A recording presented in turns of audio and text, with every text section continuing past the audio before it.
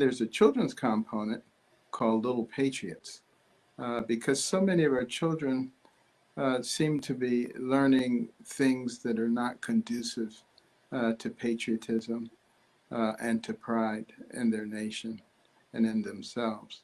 So how do we show transgender students compassion without ruining women's sports? I don't know if there's an answer. I really don't. I don't know if there's an answer, but I do think allowing young men who identify as women to play in women's sports, that's not fair. And that is damaging because, again, students, when you're in high school and other things like that, and you're trying to get scholarships, you can't compete against a man and it be equitable. It's simply, Dee Dee and I feel like there is an anti-conservative algorithm on some of these sites, and we don't want to sound paranoid, but no, you're not sounding paranoid. So you're right on target. You're right on target. How do we address? The argument is always, well, they're private companies; they can do what they want to do. How do we address that issue? Well, Facebook, Twitter, through the Constitution is for the First Amendment, as far as free speech is concerned, and hold them accountable. And then we're looking at Section 230 as well, as far as liability is concerned. So listen, elections have consequences. Yes, they do. So if you want to continue down this path of having justices on the court, and that can't define the word woman, continue with this left-leaning nuttery if you want to. And that, to me, that's what it is. I'm sorry, but that's exactly what it is. We're not attacking people, but it's a policy of nuttery. It's a policy. When you can't define what a woman is.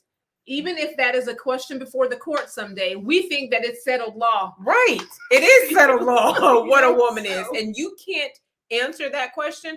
Keep it up. Elections have consequences. Elections have consequences. Just remember that. And you don't have to be a Republican to turn on your TV and see that things just aren't going well. Mm-hmm. You can go into a supermarket. You can go into a drugstore. And the prices, go to the station. if there's anything to buy on the shelves, the prices are much higher. And it's just incredible. So my role is, and so I just try to have a little bit of grace and say, listen, I don't know why you're in this position and making that particular decision or having to make it, but it's not about me. It's not about where I believe or what I believe about it.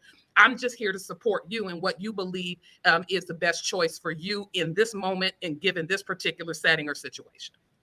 But who's going to speak for that baby who does have a heartbeat?